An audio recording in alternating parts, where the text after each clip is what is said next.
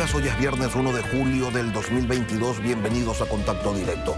Nuestros invitados para hoy son la periodista María Belén Arroyo, editora política de la revista Vistazo, cofundadora del portal electrónico Código Vidrio. Con ella vamos a analizar los aciertos y desaciertos del gobierno y de la dirigencia indígena puestos en la balanza. Que no vuelva el caos se reclama desde varios estamentos de la sociedad. También el ingeniero Carlos Loaiza, presidente de la Federación de Cámaras de Comercio del Ecuador y de la Cámara de Comercio de Quito. Arqueo de caja al comercio del país luego de 18 días sin trabajo. En algunos casos a media llave, con suerte. Muchos comercios coaccionados y las facturas empiezan a llegar cuando la reactivación económica recién estaba levantando vuelo. Lo vamos a revisar.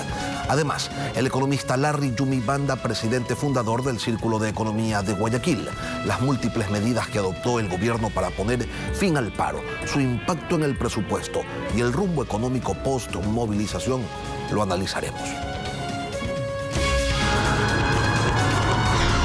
La actualidad, los protagonistas, el análisis y la información en Contacto Directo. Terminó el paro nacional, el movimiento indígena y el gobierno finalmente firmaron un acta por la paz en el día 18 de las movilizaciones. Vamos a revisar la crónica antes de nuestras entrevistas. Desde el inicio, el encuentro fue tenso. Empezó con más de 2 horas de retraso, pero finalmente los representantes de la Iglesia Católica anunciaron que el movimiento indígena y el gobierno llegaron a un acuerdo. Las últimas horas han sido muy intensas y fruto del intercambio, del diálogo. Me voy a permitir leerles el acta que van a firmar las partes. Pero antes de firmar el acta por la paz, las bases de las organizaciones indígenas mostraron su desacuerdo. El dirigente de la FENOCIN, Gary Espinosa, pidió que se incluyan más temas. Yo creo que debemos de revisar el acta, compañeros, revisar en algunos aspectos. El ministro de Gobierno intentó convencerlos. Todo no está en esa acta. Todo no puede estar en esa acta. Porque son muchos los problemas que como país mantenemos. Pero debemos decir un basta. Y debemos cortar la historia en función de lo que escribimos el día de hoy. Yo les pido a los compañeros de la estructura de la CONAI que podamos salir en el patio y ahí podamos conversar, por favor, compañeros. Y pido a la mesa interventora, por favor, que me ayuden. Regálenme 10 a 15 minutos. No les pido más. Por favor, compañeros, somos sociedades colectivas. Los 15 minutos solicitados por Leonidas Issa se convirtieron en casi 1 hora. Por favor, a las bases de la FEINE. Volvieron. Ustedes me autorizan que firme esta acta, compañeras y compañeros. Tengan el bien de alzar la mano, compañeros dirigentes de la CONAIE.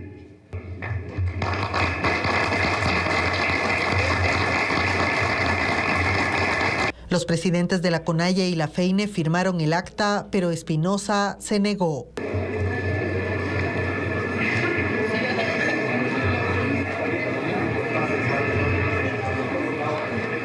Si la FENOCIN no quiere reconocer este triunfo, entonces que deje en vacío, compañeras y compañeros. Muchas gracias. Otros dirigentes le exigieron que firme.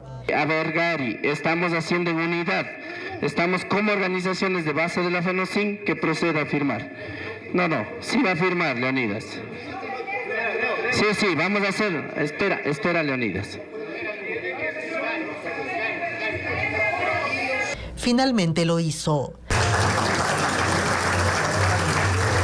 Así, en medio del júbilo y la celebración, terminaron 18 días del paro nacional que cobró vidas y dejó pérdidas para el país. Aquí nadie ha ganado. No ganó un gobierno que se salvó por poco de ser destituido por la Asamblea Nacional y que tuvo que sentarse a una mesa de diálogo para terminar viabilizando propuestas que en un inicio había deslegitimado. Pero tampoco ganó la CONAIE, que dijo que solo se iban de Quito si se aceptaban las 10 propuestas, y las 10 propuestas no fueron aceptadas. No fueron aceptadas todas, tampoco en la proporción que se planteaba originalmente, pero sobre todo quedó en evidencia que la dirigencia del movimiento indígena no tuvo la claridad técnica para explicarle al país cómo es que esas exigencias iban a cambiar de modo estructural y sostenido el abandono y las condiciones de pobreza que los acompañan desde siempre. María Belén Arroyo, editora política de Revista Vistazo, nos acompaña desde los estudios de la capital para analizar el Ecuador que queda después de 18 días de paralización. María Belén, buenos días y bienvenida a Contacto Directo.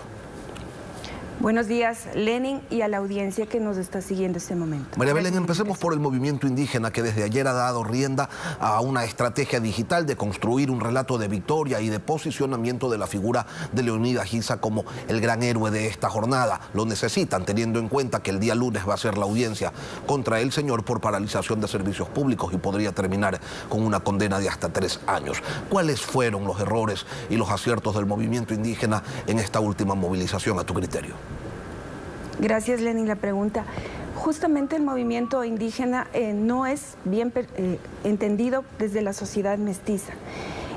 Ayer lo pudimos ver en el momento en que se da este conato de no firma por parte del representante de FENOCIN y entendemos la fractura y la división. Nosotros percibimos como una homogeneidad algo que es heterogéneo. Efectivamente, ellos ahora han mantenido, han procesado y lo han presentado como una pedagogía de violencia y de fuerza. Esto es tremendo porque a estas alturas en Ecuador está posicionado que por la fuerza se impone el cambio. ¿Es entendible? Desde cierta manera sí, es justificable, no, queda instalado un discurso de violencia. ¿Qué debe preocuparnos de aquí a los próximos 90 días, cuando debe implementarse el cumplimiento de esta agenda de puntos?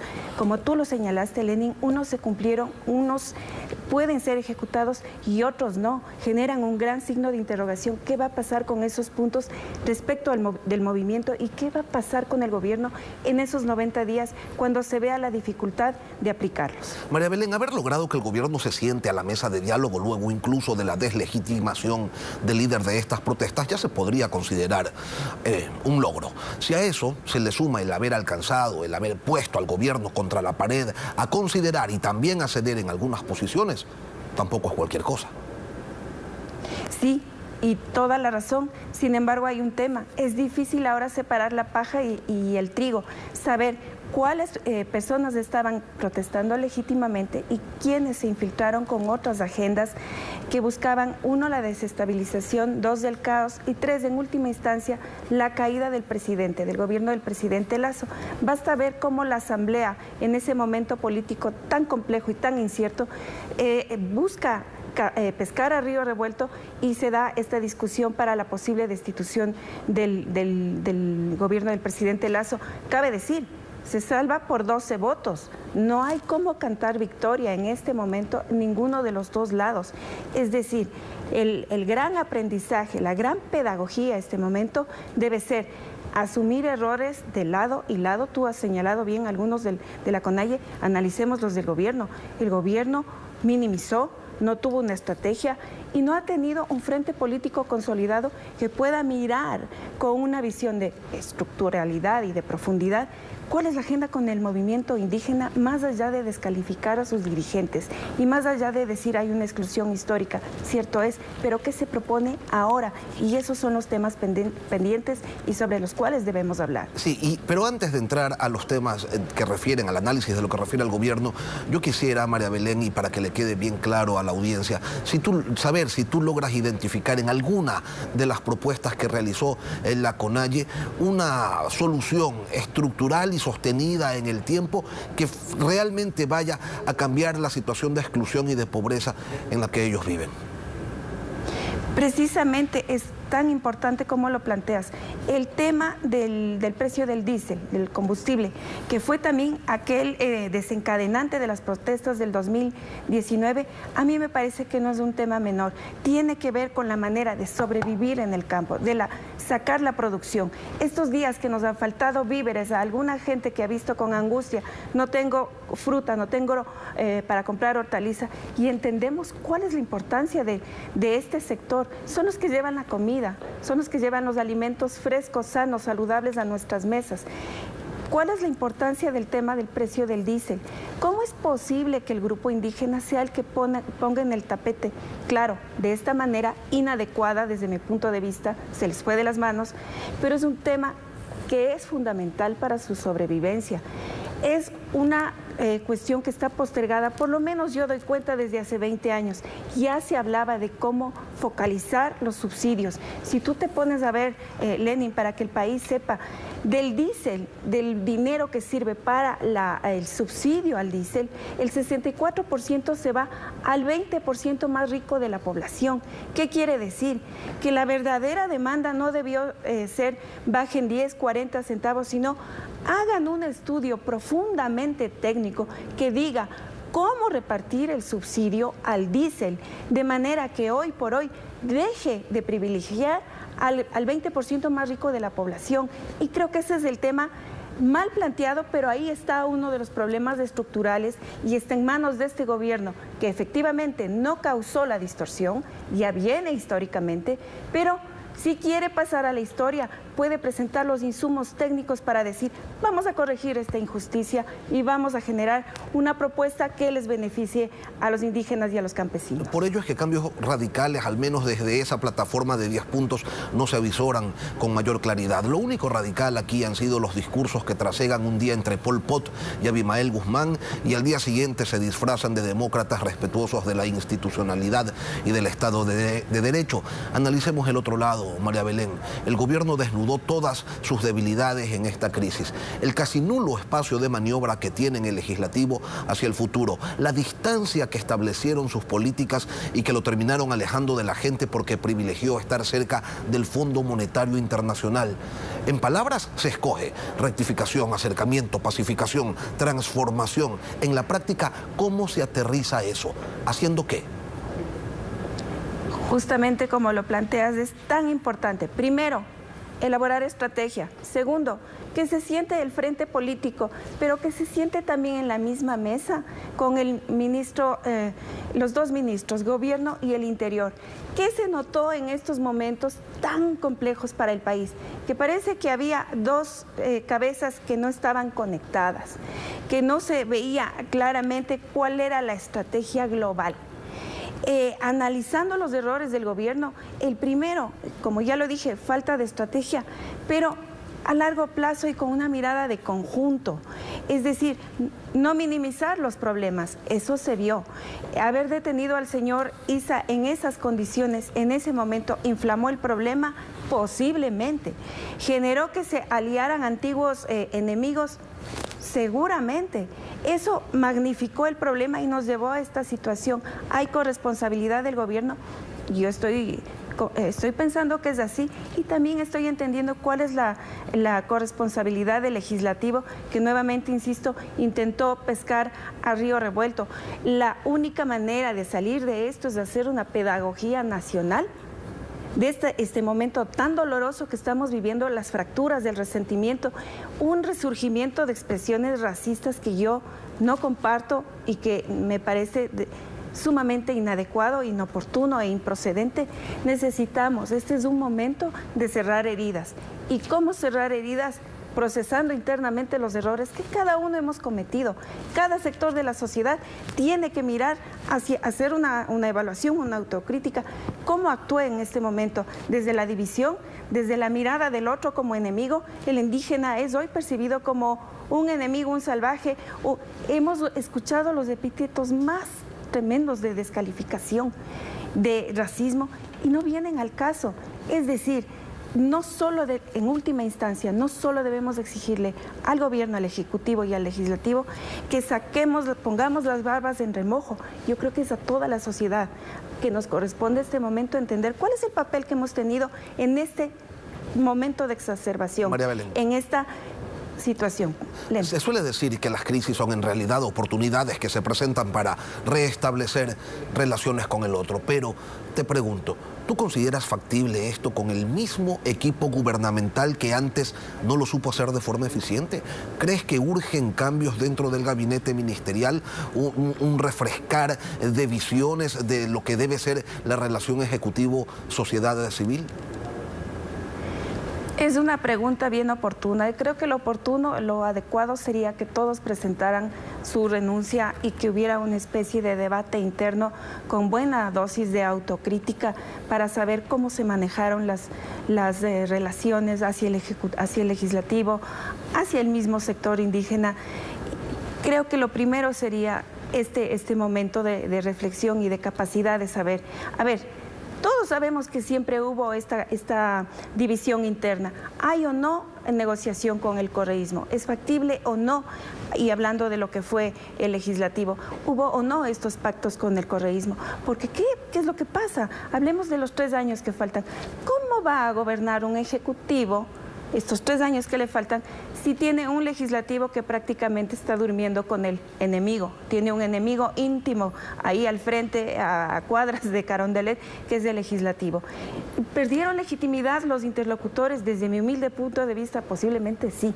¿Se necesitan nuevos canales de diálogo? Posiblemente sí. Y de lado y lado. No solo estoy hablando del Ejecutivo, hablo también del papel del presidente de la Asamblea, que no entró por la puerta, que entró por la ventana y que dejó al descubierto sus verdaderas intenciones cuando en la votación para la destitución dio su voto para justamente destituir al presidente Lasso y después llama al diálogo. Entonces, ahí me deja algunas dudas de qué cambios debe haber en las funciones del Estado. Yo no soy nadie para decirlo, pero sí pienso que se debe procesar adecuadamente desde una mirada bien autocrítica y no solo desde el poder. María Belén Arroyo, editora política de Revista Vistazo. Gracias, María Belén, por acompañarnos a esta hora aquí en Contacto Directo. Gracias, Lenin, por la invitación. Buenos días. Un buen día. Al volver, Carlos Loaiza, presidente de la Federación de Cámaras de Comercio del Ecuador y presidente de la Cámara de Comercio de Quito. Con él vamos a hablar sobre la reactivación. Cuando el comercio empezaba a levantar el vuelo tras la pandemia, les llegó un mazazo. Y más adelante, Larry Yumibanda, presidente del Círculo de Economía de Guayaquil. El acuerdo con la CONAIE que pone fin al paro. Algunos puntos están ya en vigencia y otros deben implementarse con el paso de los días. ¿Cuál es el costo? ¿De dónde saldrá el financiamiento? Ya regresamos. Y sí, que por fin ha llegado la paz, pero ¿quién paga la cuenta?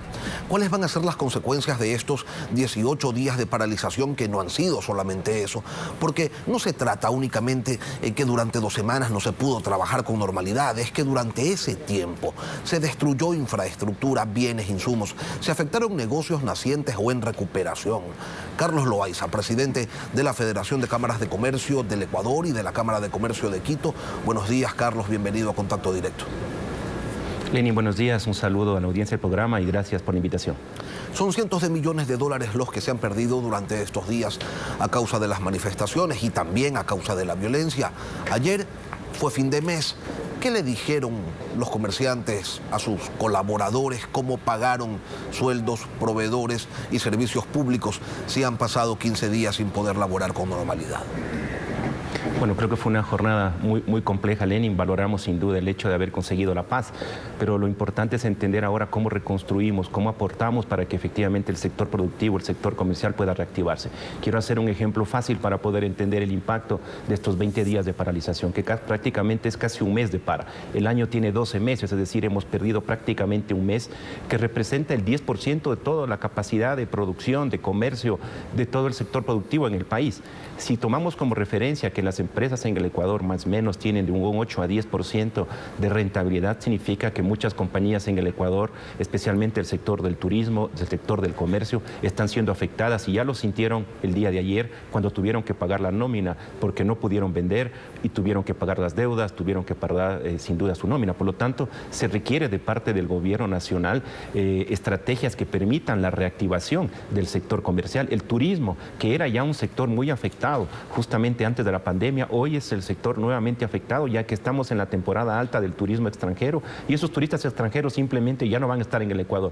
Por lo tanto, es fundamental dar condiciones, dar mecanismos que permitan al sector productivo, que es el mayor generador de empleo en el Ecuador, justamente el poder reactivarse y construir esta agenda que todos estamos buscando de progreso y de unión en el Ecuador. A los cálculos de las pérdidas ya le sumaron el valor de las utilidades que se pudieron generar y que no van a llegar evidentemente, y también le sumaron el valor de las inversiones que se han cancelado porque a nadie le interesa ponerse un negocio en un país tan conflictivo como el nuestro.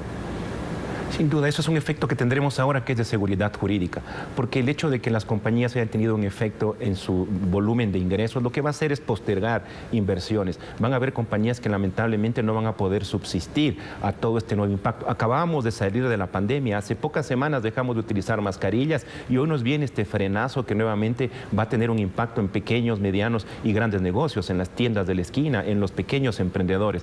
Esto va a generar que muchas empresas tampoco puedan generar utilidades para sus trabajadores, que puede existir un efecto también desde el punto de vista de la generación de empleo. De ahí la necesidad urgente de poder encontrar mecanismos que permitan dar una mirada hacia el agro, dar una mirada a la agroindustria, pero también al sector productivo y al sector comercial, que es el mayor generador de empleo y efectivamente de oportunidades para todos los ecuatorianos. Y sí, no es solo el movimiento indígena el que espera que haya cambios en la gestión gubernamental. ¿Hacia dónde apuntan esas expectativas en concreto cuando hablamos de las cámaras de comercio del país?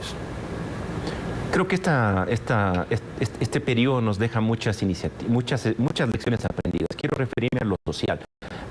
Octubre del 19 se vuelve a repetir en junio del 2022 y probablemente los temas que se discuten son similares. El subsidio a los combustibles, y ahí es fundamental. Se ha hablado durante 3 años del tema de focalización de los subsidios y no hemos avanzado nada.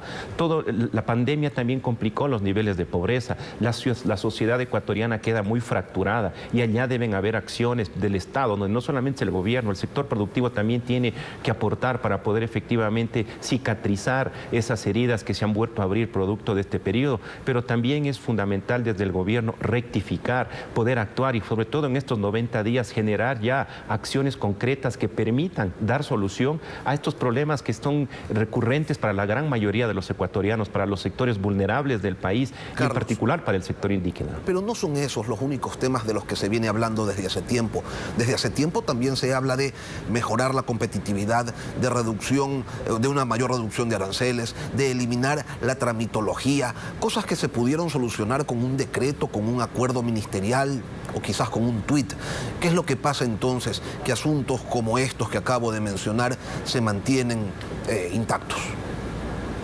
Creo que es fundamental ahora una capacidad de acción y de gestión por parte del gobierno nacional. Necesitamos ya resultados de corto plazo. Entendemos que el primer año fue un año para poner la casa en orden, pero llegó el momento ya de actuar. Tenemos 90 días para dar respuesta a estas demandas que van a entrar en las mesas de discusión, pero también necesitamos ya desde el sector productivo, sin duda, señales claras de simplificación de trámites, de seguridad jurídica, que permitan justamente a los inversionistas locales y a los inversionistas extranjeros venir al Ecuador y poder capitalizar esas grandes oportunidades que el Ecuador tiene.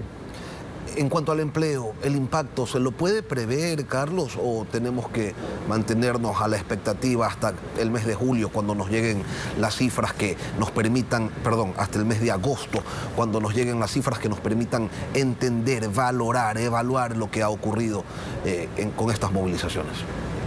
Sin duda va a haber un efecto Lenin, lo comenzaremos a ver, como lo mencioné, el sector turístico es un sector muy afectado. El gobierno necesita dar una respuesta clara para reactivar y apoyar estos sectores. Los pequeños comercios también, las cadenas agroindustriales, la ganadería, todo el impacto en lo que tiene que ver con el sector florícola, la producción de leche. Entonces creo que van a ser impactos que los estaremos midiendo y cuantificando sin duda en los próximos días. Tendremos ya un indicador que será la recaudación tributaria del mes de junio, en la cual efectivamente vamos a ver el impacto en la contracción de la economía y por supuesto de todo el sector privado del Ecuador. Y ahí también todos perdemos. Carlos Loaiza, presidente de la Federación de Cámaras de Comercio y de la Cámara de Comercio de Quito, gracias por acompañarnos en Contacto Directo. Lenny, muchas gracias y un saludo a la audiencia del canal. Volvemos con el economista Larry Yumibanda, presidente del Círculo de Economía de Guayaquil. Costo y financiamiento del acuerdo que pone fin a la paralización del país por 18 días. Ya regresamos. Vamos a revisar algunas de las cifras que quedan luego de 18 días de movilización con el economista Larry Yumibanda, presidente del Círculo de Economía de Guayaquil. Larry, buenos días, bienvenido a Contacto Directo. Buenos días, Lenin, buenos días al país. ¿Cuánto le cuesta al Estado el acuerdo con la CONAIE? Más o menos 700 millones de dólares con los acuerdos de la CONAIE y los anuncios que el gobierno lo dijo antes del acuerdo, ¿no? Más o menos eso es lo que le va a costar al gobierno, pero que de alguna otra forma está debidamente financiado con los ingresos extra del petróleo. Ahí está la condonación de créditos, el aumento del bono de desarrollo humano, la duplicación del presupuesto para educación intercultural. Efectivamente, ahí está todo lo incorporado, aunque eso de ahí habrá que ver cómo reacciona la ciudadanía, porque de una u otra forma las personas que se benefician de lo que es la reducción de la gasolina van a tener más recursos, sea para tanquear más combustible o para dedicarlo a otro tipo de consumo que pueda generar un aumento de la recaudación tributaria del gobierno y un poco compensar esa cifra de 700 millones de dólares, que a lo mejor es un poco a la baja, ¿no? Ese es el costo de hoy, pero también hay un costo diferido que se va a ver con el tiempo. ¿Cuál es? Sí, hay algunas cuestiones que se plantearon en el tema del acuerdo con la CONAIE, por ejemplo, la derogación del acuerdo del decreto ejecutivo 95, donde le cambia la modalidad, tiene que ver con el tema de los hidrocarburos, la modalidad de los contratos de participación para el sector privado. Yo creo que eso ahí va a limitar a que se pueda generar mayor producción petrolera. Adicionalmente, también le limita al sector privado que pueda explorar nuevos campos petroleros. Eso está en la eliminación del decreto 95 y el gobierno se puede complicar en cuanto a la meta que fijó al inicio de su gestión, que era la duplicación de la producción petrolera al cabo de sus 4 años de gobierno. Porque no tiene el dinero para hacer las inversiones que le permitan pues incrementar los niveles de producción. Efectivamente, sabemos que hoy en día Petroecuador está adoleciendo de transparencia, está adoleciendo de algunos casos de corrupción y está adoleciendo también de su poca capacidad de generar mayor producción petrolera. Pero adicionalmente a eso, creemos que también el asunto de la reforma al decreto ejecutivo 151, si no me equivoco, tiene que ver con que el gobierno a futuro va a recibir menos recursos por cuestión de explotación y comercialización también en cuanto a la minería. Eso también está, esperemos que el gobierno al final sepa de alguna otra forma revertir esa situación apuntando a la economía real que viene a ser la economía privada, ¿no? Hablemos de la gente, ¿cuál va a ser el impacto en el bolsillo de los ciudadanos? 18 días de movilización para alguien que estaba tratando de sacar la cabeza luego de la pandemia podría ser fatal. Bueno, habrá un impacto en sus ingresos familiares, eso habrá que ver cómo se revierte, porque por arte de magia la cubeta de huevos pasó de $8 a $3.50, entonces se ha habido generar una especie de especulación por ahí, pero sí vamos a ver el efecto resiliente de la sociedad ecuatoriana. Lo que sí le puedo indicar, Lenin, es que el gobierno viene arrastrando buenos números en ingresos petroleros. Solamente en cuestiones de enero hasta mayo tiene ingresos por aproximadamente 800 millones de dólares adicionales al presupuesto. Adicionalmente a esto, la recaudación tributaria ha crecido casi llegando a un nivel de recaudación de enero a mayo de 900 millones. Fuera de lo que recaudó en todo el año 2021 de 1.600 millones de dólares de recaudación tributaria por parte del gobierno. O sea, el gobierno ha tenido los fondos. La cuestión y súmale los casi 1.000 millones de dólares del Fondo Monetario lo que va a recibir, que ya llegaron en esta semana. ya los que están depositados, y eso ojalá sirva para la reactivación. Eso va a ser crucial para la recuperación, no solamente del gobierno, sino del propio del país, ¿no? Eso quería preguntarte, Larry, para consolidar la pacificación y para demostrar que el gobierno quiere realmente ajustar el rumbo, ¿cuáles son esas decisiones que debería tomar? Primero, comparto con lo que dijo la editora de Diario El Vistazo, la oxigenación total del gabinete, yo creo que eso es importante. O sea, Simón Cueva se tiene que ir a su casa. Yo creo que Simón Cueva ya cumplió su ciclo, por ejemplo, en el sentido de que, bueno, continuamos con el acuerdo con el Fondo Monetario Internacional, pero ahora se necesita un ministro enfocado a la reactivación económica, y Cueva no lo es. Entonces, creemos que otro de los temas es el asunto de Ministro de Producción, Ministro de Turismo, definir las agendas en función del Plan Nacional de Desarrollo. Se estipularon metas muy ambiciosas, pero a la larga, ya cuando se va desarrollando la economía va perdiendo fuerza, y eso a la larga tiene que el gobierno generar ese punto de quiebre para generar más producción. Y uno de los temas fundamentales que creo que tiene que estar dentro del debate es el asunto de las tasas de interés. Para julio aumentaron las tasas de interés, creemos que tiene que haber una revisión por un sencillo motivo. El sector privado financiero tiene altas tasas de ineficiencia que pueden llegar hasta el 40%, ¿no? Pero eso no se resuelve por decreto. Se puede resolver con mesas técnicas entre la Superintendencia de Banco, con el sector privado, especialmente con la banca, para que exista una reducción de las tasas de interés. ¿Y cómo hacemos que bajen las tasas de interés, Larry, cuando el riesgo país está por sobre los 1.100 puntos y en parte gracias a estas movilizaciones? A ver, el riesgo país está en 1.200 puntos, pero no incide de forma, no tiene un mayor impacto en las tasas de interés, porque nosotros no somos una economía totalmente abierta, ni tampoco dependemos mayoritariamente del mercado de capitales. Dependemos más de la producción interna. Entonces tenemos que resolver el tema de la producción interna. Y obviamente lo que tenemos que hacer es tratar de reactivar los créditos en función de una tasa de interés más conveniente. Larry Yumibanda, presidente del Círculo de Economía de Guayaquil. Gracias, Larry, por acompañarnos aquí en Contacto Gracias, Directo, Lenín. y por las respuestas concretas también. Gracias, Lenín. Gracias al país.